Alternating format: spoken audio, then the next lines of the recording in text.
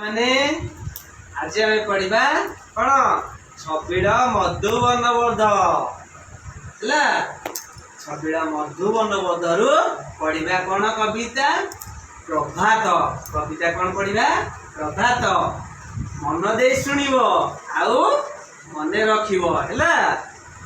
अच्छा पाहिला अंधार रजनी उठ उठ बालके रजनी अर्थ कौन सकाळ हैला हैला अंधार पाईगला एबे उठी पड़ आउ सोईकी रुह नाही हैला।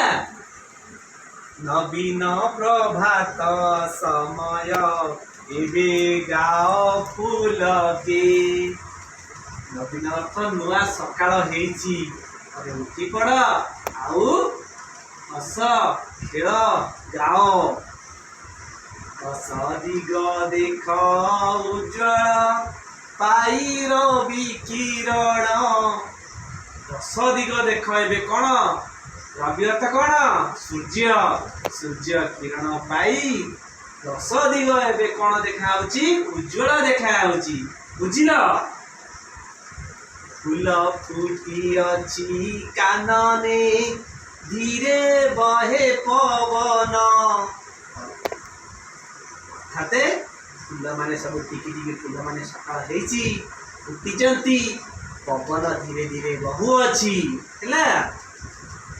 थिले अचेतन निद्रारे सर्वे धरणीवासी अर्थाते समस्ते अचेत अवस्था शोईथिले हैला सब धरणीवासी कौन होइथिले सोई पड़िथिले हैला।